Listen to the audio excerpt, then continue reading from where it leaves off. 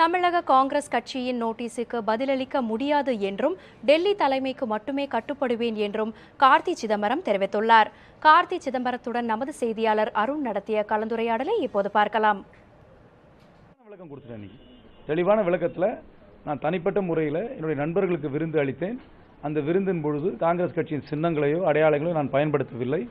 அங்கு நான் ஆற்றிய உரையை யாராவது முழுமையாக கேட்டிருந்தால், அந்த அர்த்தம் புரிந்திருந்தால் நிச்சயமாக எனக்கு யாரும் நோட்டீஸ் அனுப்பியிருக்க மாட்டார்கள் என்ற விளக்கம் தெளிவாக கூறியிருக்கிறேன்.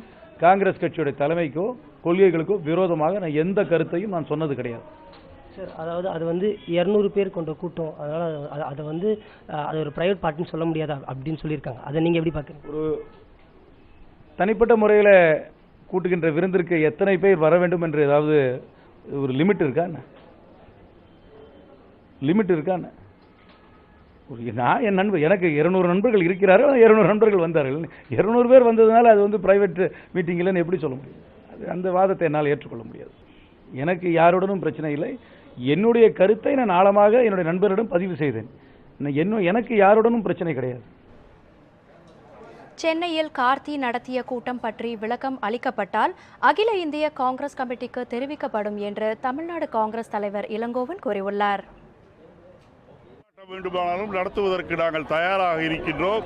ஏனென்றால் இந்த 100 நாள் வேலைவாய்ப்பு திட்டத்தை ஐநா சபையே புகழ்ந்திருக்கிறது என்பதோடு மட்டுமல்ல, இன்றைக்கு பல நாடுகளில் இந்த திட்டத்தை இந்தியாவை பார்த்து அவர்கள் பின்பற்றுகின்றார்கள்.